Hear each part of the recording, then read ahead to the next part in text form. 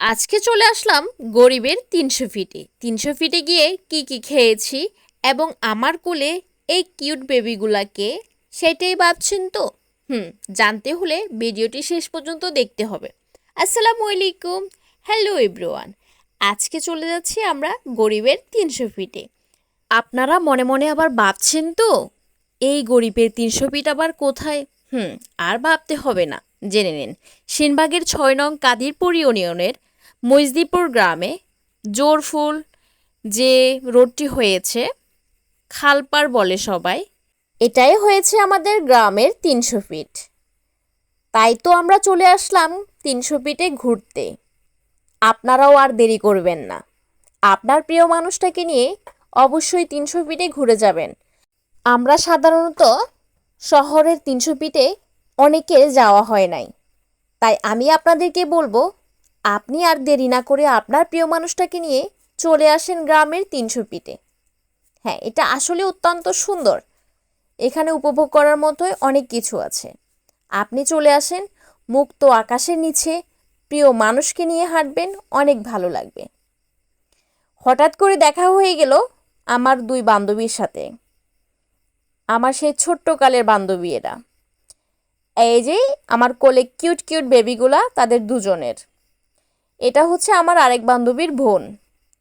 এই যে বাবাইটা গাড়ি চালাচ্ছে। এবার আমরা একটু পুচকা খেলাম। এখানে পুচকাটা আসলে অনেক মজা হয়েছে। মুক্ত আকাশের নিচে বসে পুচকা খাওয়ার মজাটাই আলাদা। পুচকা, চটপটি, আমি, আয়াজের বাবা এবং আমাদের ড্রাইভার, আমরা 4জনে মিলে খেয়ে নিলাম। আসলে এরকম একটা বিকাল আপনি যদি উপভোগ করতে চান আপনার প্রিয় মানুষের সাথে, তাহলে অবশ্যই এরকম মুক্ত আকাশের নিচে চলে আসবেন। এখানে অনেক দূর দূরান্ত জায়গা থেকে চলে আসেন অনেক ভাইয়ারা, অনেক আপুরা। এই যে আমার আয়াজ বাবাটা খুব মজা করে পুচকা খাচ্ছে আর চারদিকে তাকিয়ে তাকিয়ে দেখছে সবাইকে। মামা আমাকে অনেকক্ষণ বসায় রাখার পরে অবশেষে আমার চটপটিটা আমার হাতে দিল। আমি পুচকা থেকে চটপটি অত্যন্ত পছন্দ করি, আমার ভীষণ ভালো লাগে চটপটি খেতে। কিন্তু আজকে চটপটিটা ভালো লাগে নাই এখানে, কিন্তু পুচকাটা অসাধারণ হয়েছে।